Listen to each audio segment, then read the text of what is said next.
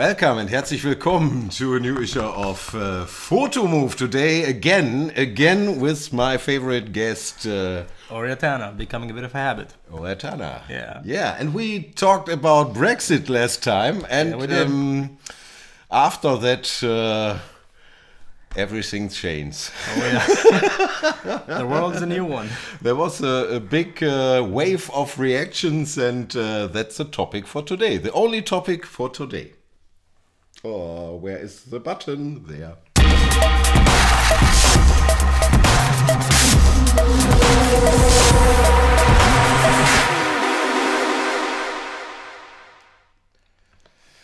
So, do you like the comments? I enjoy them. Yeah, me too. I'm not sure if I like them.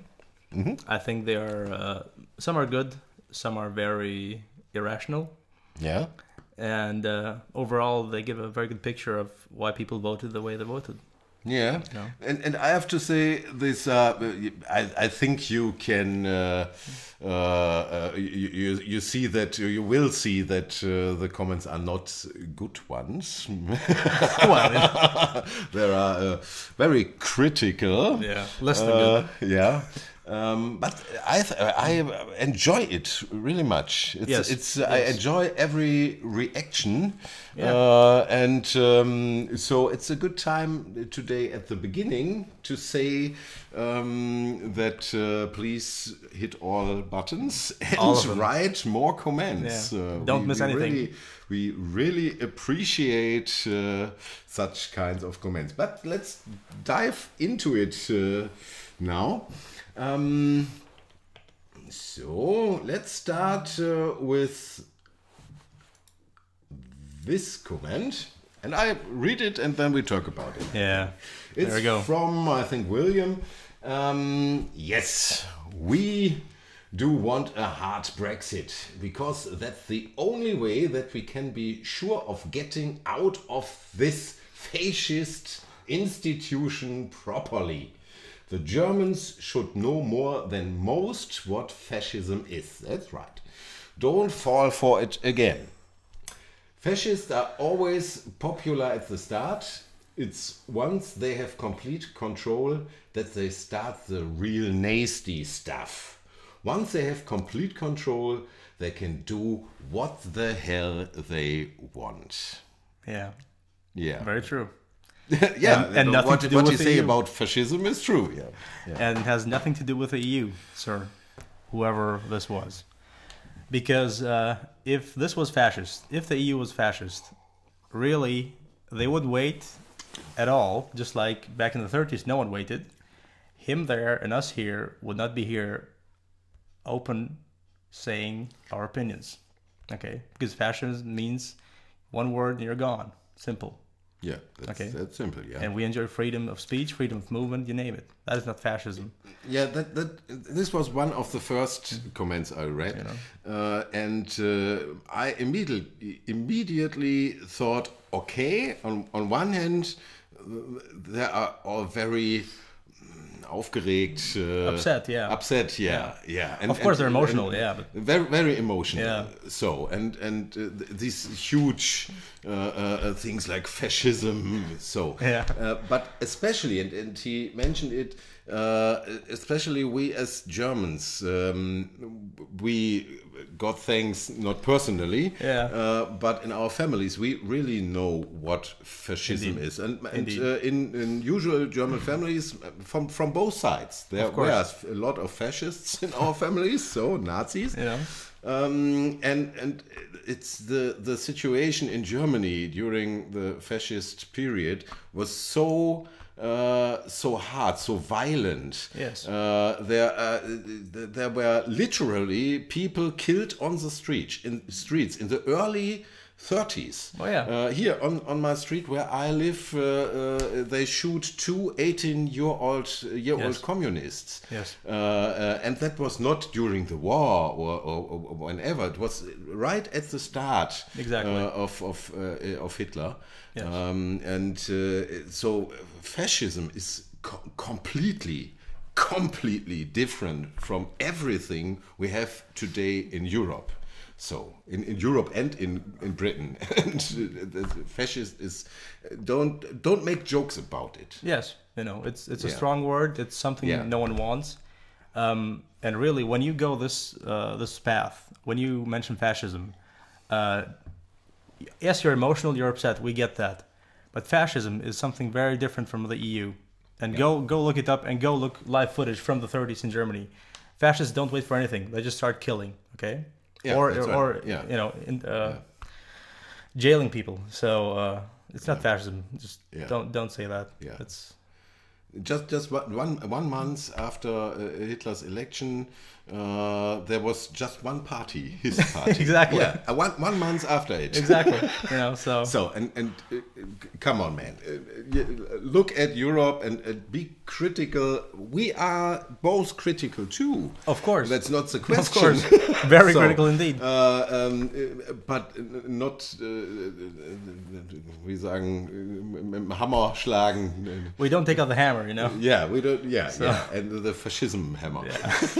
Yeah. Again, it's a strong word. Be careful with that. Okay. Let's see what other opinions are. That's a different one. Interesting from Matthew. Speaking of coins, why ever he mentioned coins? Did I say something about coins or in the comments before? Maybe he means the euro. Okay. However, speaking of coins, it's a shame that none of the pro-Remain media. Mm-hmm. Everything okay? Yeah. That none of the pro-Remain media or Remain politicians ever focused on sterling. I must admit that they had given some sort of assurance that the UK kept the pound. I would have seriously considered voting Remain. The problem with politicians is it's not what they say that you should worry about, but what they don't say. I believe if we had stayed, we would have listed the pound. And one of the reasons Britain has a good deal with the EU is we have retained our currency. I understand that the UK met the first tests to join the euro some time ago. No. It was astonishing because that's a question I never had asked myself before. Right. Because the pound was the pound, and I thought they never talk about an euro in Britain. No, because that too would imply a referendum, like you had, say, in Greece. Yeah. Who didn't care for their drachma? They said, bring on the euro. We don't want the drachma. Britain taking the euro would imply a referendum. That's a fact. So I don't know where he got this from, but I don't think it's founded on any actual facts. Yeah, maybe he's just so scared that it could happen. And he don't trust in politicians, and that's a lot of modern people don't trust as they should. Maybe, and maybe we really need a new generation of politicians. Absolutely. Younger politicians. And more trustworthy politicians. But no, to be true, I never heard of a plan that Great Britain or the UK should lost the pound. No. It was and I don't think it was an EU agenda to mess with currencies. I mean, many EU members kept their currency because they wanted to. Okay, if you don't trust the politicians, trust us. Yeah, I know. You can. We're trustworthy, that. Yeah. Look at our faces; we are very. Okay. Photos. Okay, the next one. All right. The next one. Oops. There. Oh, it's a longer one. All right. Let me tell you how my ordinary working class friends here in the north of England see the EU. The EU is Germany. The EU is Germany's latest attempt at world domination. Strong words. This time they are doing it through economic means, assimilating all surrounding countries into the German collective, like in Star Wars, yes? This, the Borgs. Like the Borgs in Star Wars. Isn't this Star Trek? Sorry, Star Trek. Oh God, oh God, yeah, oh God. I've never seen Star Wars, so I don't... It's Star Trek, of course. There will be a German army in EU, name like the world has never seen. If the UK does not assimilate, it will be taken by force eventually, or at least an attempt will be made to take it. The EU name will eventually go to be replaced with Germany. That's more like a fairy tale, and they found our plan. Really difficult to say something about it. We don't want to be rude, get us right, but that's such a fantastic crime story. It's a good idea, you know. Thanks for the hint. No, look. It's a good idea. What are you talking about? Look, I can say this. If anyone knows that he's talking about an empire, okay, that empires don't work, we know. Okay, we had an empire opponent, the Roman Empire. That didn't go well. Yeah. We then were part of an empire, the Holy Roman Empire of Germanation. Didn't last either. And then we had the World Domination Empire, which didn't last at all. Yeah, Germans. That's what I really can say. We are really bad in ruling empires. We tried it. That's right. We tried it over 1,000 years, and it never works. No, we are really bad as ruling as rulers. I understand the first clue is okay. A real big country like Germany in the middle of Europe, maybe for the older generation is not. I can't believe that younger people think so, but maybe for the older generation, those who are now over 80 or 90 years, maybe they think, okay, there was World War II, and this kind of power from Germany, and but it was a discussion we had in 1989 after the wall tumbles down. Exactly. And everybody say, and that's correct. No, it's okay, and it's a friendship of France and Germany that's important in this case. But it's a really. Yeah, sorry, a bit funny story. It's kind of lunatic, to be honest, and I don't know what to say to that. I mean, really, he should just look at the percentage of EU laws or initiatives coming from Britain, which is rather big, you know. The rest I'll leave to him, and that's all I will say to that. Okay, again, the rest. Why should we be controlled by other countries? Nobody wants that you are controlled by other countries. Control yourself. In the EU, it's you are part of Europe. That's a crazy point of view, I think. Would Germany be happy if its laws and rules were created by Russia? No, of course not. Come on. What if the EU was formed and based in the UK and all your laws and rules came from there? That's funny, because the EU is based in France and Belgium. No, that's funny. It is formed partly in Britain. Britain was one of the big founders and founders of the EU. So we are all part of it. So just to be clear, it was an after World War idea, not from Germans, mainly from France and Britain. Churchill himself wanted it. Yeah, Churchill himself. Churchill presented this idea in America to the Congress, in Europe to the European Assembly. It's such a wired interpretation of history. Yes, it is weird, and it's outlandish, frankly. Outlandish, yeah. So, whatever. Okay, you're too proud to let it happen, and we are proud too. Yeah, okay. 70 million people voted, and that vote should be implemented. Having another vote on the same issue before the first vote is implemented is wrong. Okay, we discussed that. Sure. There is no real answer. Yeah. You can see it on both ways, I think. A second vote with only options in that vote being two kinds of remain is also very wrong. I skipped this. It's just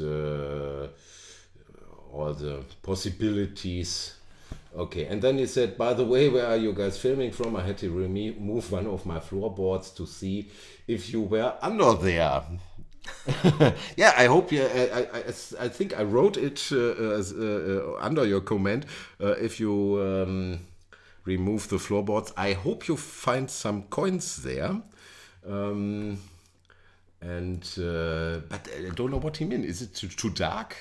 Is it too dark or too? Is the sound not good? That's a real question. No, I don't know. A polite question. Yeah. Do you mean that or? Well, I'm not sure if it is polite. If it is, please tell us. Is it too much wood? Is the lighting bad? The sound? I don't know. Yeah. Otherwise, I'm happy with this. Sir, you should see this place. It's quite a cool flat. Yeah, but maybe it looks a bit dark in the background. That's maybe okay. Well, the lights we are open to every critique. Yeah. So, number 4. This is good. We only got the referendum because of the banking and financial service transparency law that was implemented in 2018. So they just wanted time to move the dirty paperwork from the City of London Corporation to the island of Jersey. I just had a look. I can't find anything about a financial service transparency law. I tried it for 10 minutes, but there wasn't something about it. Well, I mean... Maybe you can help us. Is there a kind of law? And then where is the problem with the law? I can't understand what he meant. Because I don't know or never heard about this law. Me neither. I'm not sure what the City of London has to do with this, or the island of Jersey. I think he meant that the City of London Corporation, the banking center of London, will do some nasty stuff, and they want to have time to leave, like criminals. They want to leave the country or something. Well, I'm not sure the City of London has that much power to influence politicians to the point where they mess with the EU membership. But okay, after our discussion, I have to one point for you when you say you pair of morons haven't got a clue. That's right. Well, I mean, we don't know what you're talking about. I would reject the moron. If he has really? if he has a clue, let's hear it. If you think this. Don't get me wrong. I think banks get far too much of power. I'm with him on that. But an actual referendum on EU membership, who knows? Okay, you can't even see that Europe's turning fascist. That's the Oh, here we go. First, okay, we will leave your indoctrinated Marxist drawling simians. Thank you, appreciate it. That's very kind. That's nice of you. Yeah. Marxism. That's yes. a bit funny to say. There's fascism and Marxism. I've never heard this. Sometimes you hear there's fascism and communism. Mm-hmm. I think that's either didn't work out well. Well, he forgot Leninism and Stalinism. Okay. Yeah, I think he meant Stalinism. Yeah. I think he meant Stalinism. But whatever, man. Whatever. Maybe you can explain it. I'd love a hard Brexit. I thought so. Then you can bail Italy out. France will be severely damaged because they bought Italian bonds and smiley. Okay, he's against Italian and France, whatever. Stick to food. It's a food channel. Mm-hmm. Stick to food, you utter wankers, and you better believe you're leaving even if it takes a revolution. What do we mean with wankers? What is a wanker? A wanker is someone who pleases himself. Masturbation? Yes. Okay. Then I have a real good advice for you. Look, of course we are masturbating every day, and it's a good advice for you to do it more often. So that because it's good for your health, it's good for your body. So you you burn a lot of calories. Yeah. That's one part, and your inner tension is going released. down. Yeah, and you're more relaxed. So please be a wanker too. Okay, and a revolution, and I don't understand if you have a look.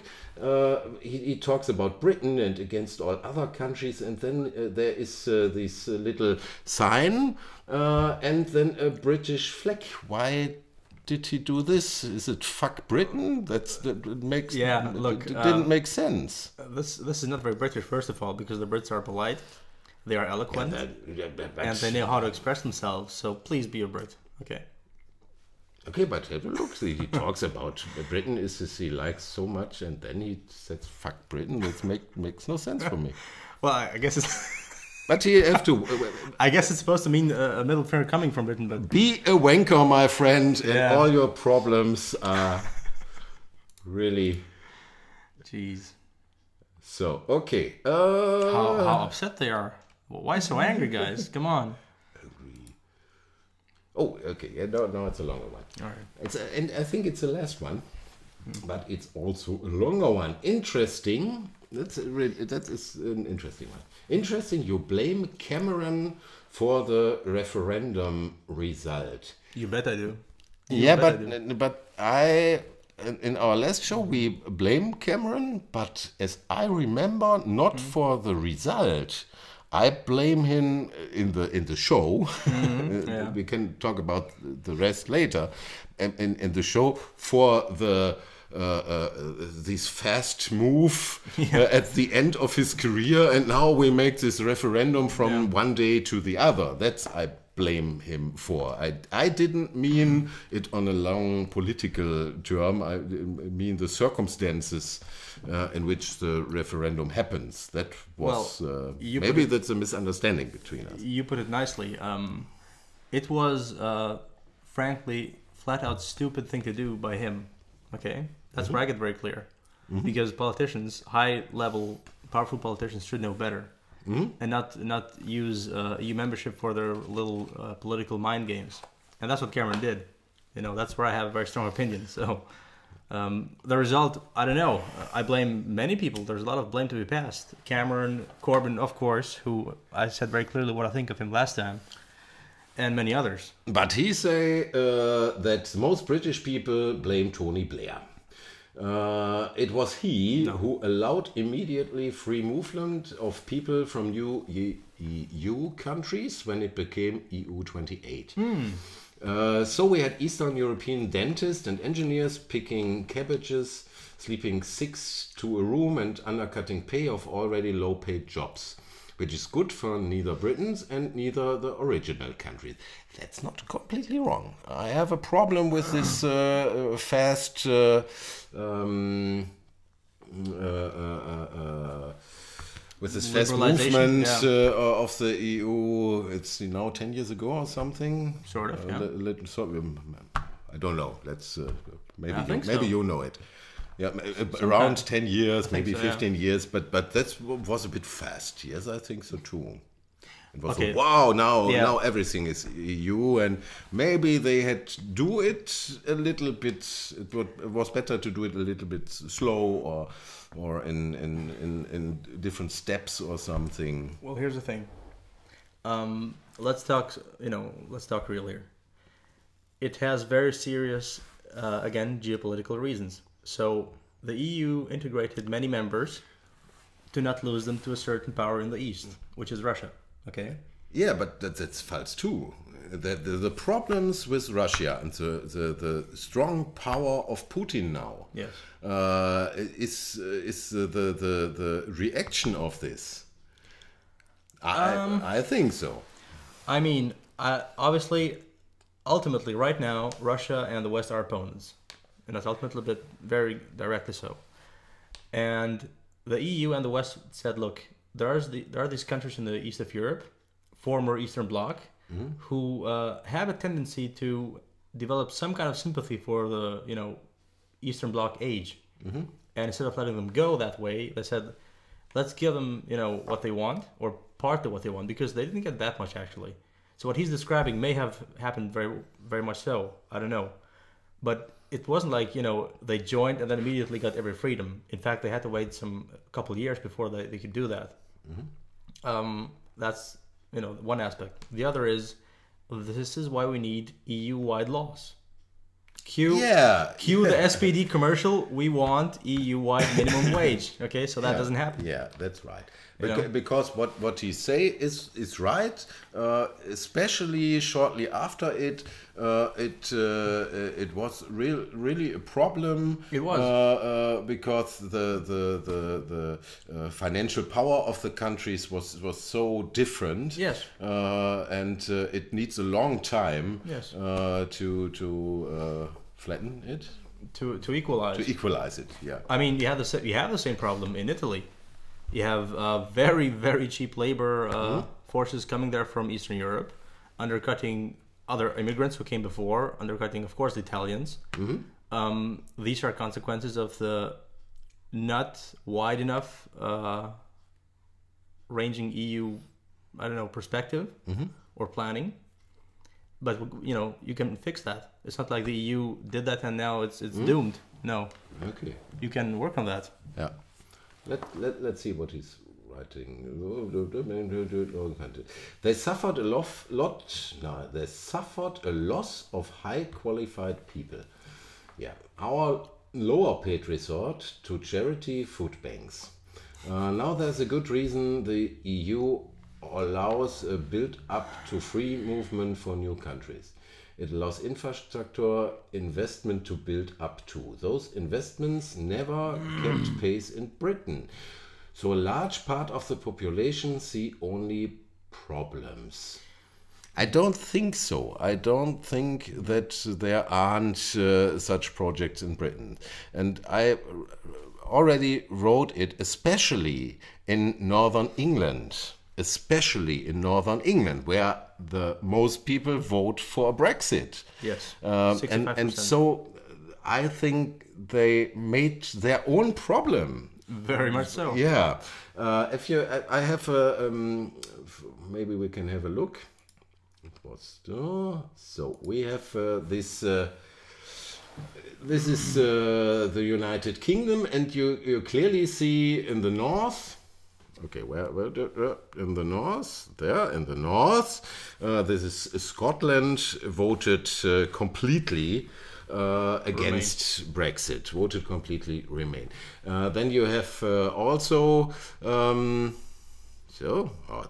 That's crazy. Okay, there is this small spot. This is Northern Ireland, and that's what you maybe expect. There is the Catholic part of Northern Ireland is voting Remain, and the blue one, these blue spots, is maybe more or less the Protestant part, which votes pro Brexit. So and the rest, you have on the east, on the west coast of the right island. This is Wales. It's mixed, I would say, but you see these dark blue spots in the northeast of England. This is what Northern England is. It's the north of England. It's there are cities like York and Middlesbrough and it's a workers' region, and we have a big heart for workers' regions because we are living in a German workers' region. Yes, we are. And so it's really funny because it's right that these workers' regions, especially the coal and steel regions, have a lot of problems in the last 30 years, 40 years. You can say that. But not because of the EU, because of maybe China. So China bought all steel plants in this region to produce cheap steel in Asia. So, and that has nothing to do with the EU. It has to do with the world market, and we can't stand the world market if we don't work together. Which is one of the major reasons for the EU, because we had a conference back in 2017 where we had a pro-EU politician from Britain. Yeah, and he had to admit either Britain would, frankly accept what China demands, or they would get eaten alive. That's the way it is. Yeah. So if you want to globally survive. you need the EU. You know, you don't have to like it, but you might want to have it. Okay, let's have the last here. Investment built up. Those investment never kept pace in Britain. Okay, I don't think so, but okay. So a large part of the population see only problems. That's right. That's the large part in northern England see only problems. That's the truth. But they don't stem from the EU, you know. Yeah, but this sentence is true. Because they voted 80% against 80? EU in parts. In parts they voted. That is really hard. Wow. So they see just problems. Maybe there is a communication problem or something. There is more than one, of course, but oh dear. Okay. Now it's a second referendum, democratic, yes, but many would ask, why would Britain get a retrospective immigration reduction? Why a reduction? You didn't take a lot of immigrants, so that's really clear. You come to Dover or Calais, it looks like the Berlin Wall there. It's horrific. It's really horrific. Well, they still felt like it was too much. So, I mean, look again. I actually get what he might be alluding at. He feels like Germany did this, or Merkel, in fact, on her own without consulting the others, which to some part is true. Let's be honest. She should have consolidated the whole EU. But still, I mean, compared to other countries, they don't have that many, and really, immigration has not caused the problems that Trump wants you to believe that it has. No. So. No. Oh, okay. Wait a second. Tony Blair. Oh, it's so long. Would there be increased EU investments for countries that didn't get the reduction and struggle now? Sweden and Britain? Maybe. But just when you remain.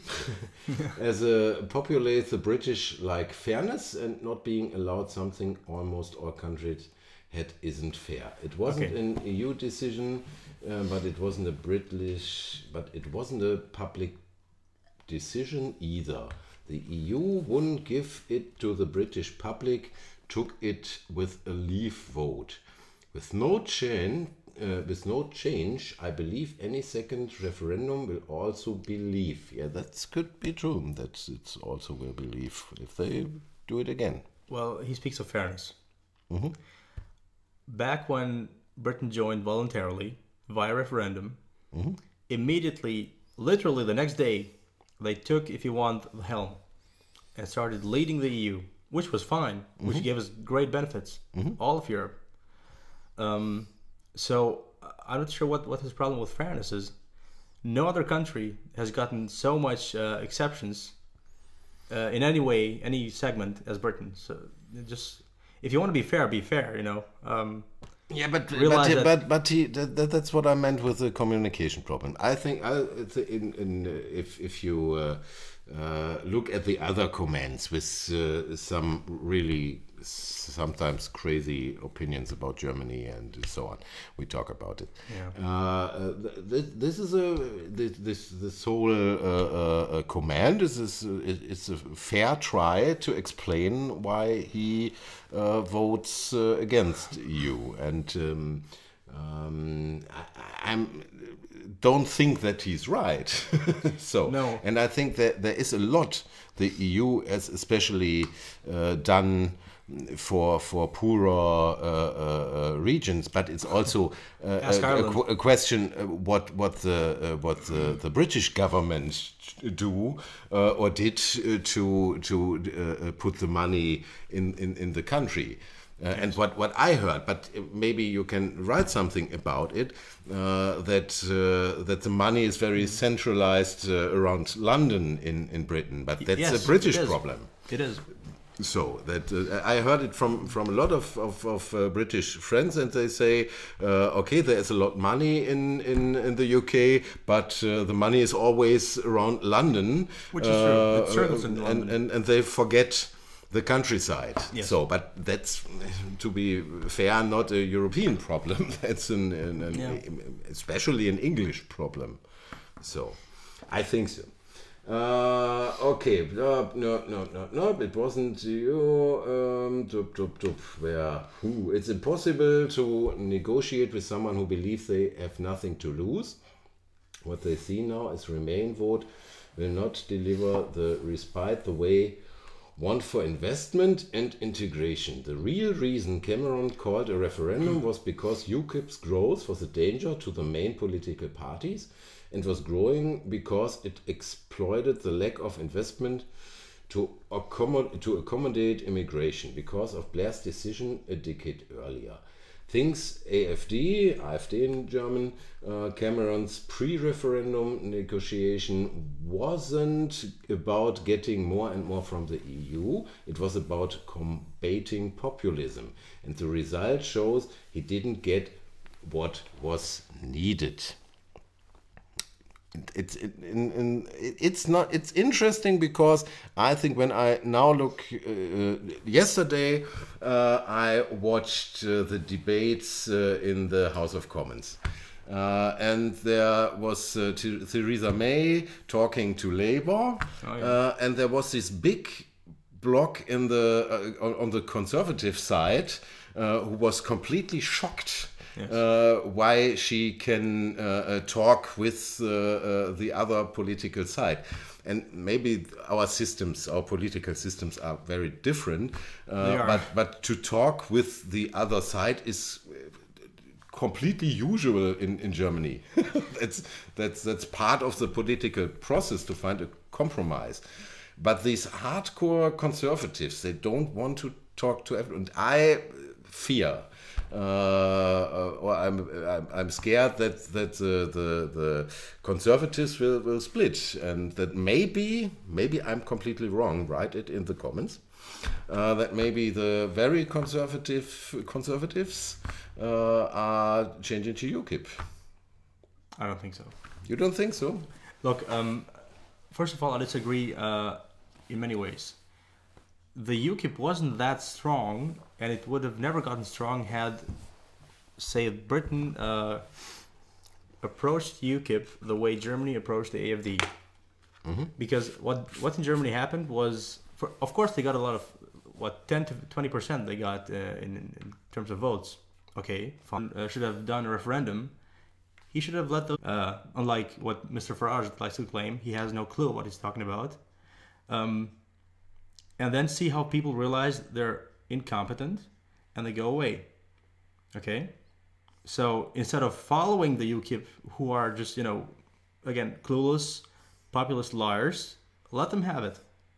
But this is a hard step. The same discussion we have in Germany too. So there are some of the old democratic parties who say, okay, let them be, let the AfD make. Everybody will see that they can't do their business. Which they have proven thoroughly. So yeah, it's proven, but the problem isn't a strong AfD or a strong UKIP. The problem, if you calculate it, is that the most people are tired of politics.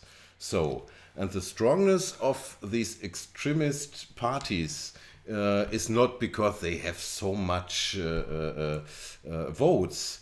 The problem is the others have so less votes. So, and that's and so you can't say, okay, come on in and everybody will see that you are not so good as you say. No, that's don't think that works. Well, then then you have to go to the root, which frankly I think has to start at the start, namely at childhood. Let's face it, in Europe, while we have had this great period of peace and prosperity, I, at least in my school time, wasn't really educated to be a critical citizen or a good European. We had 2 or 3 years of political education, that's it. Mm-hmm. Okay.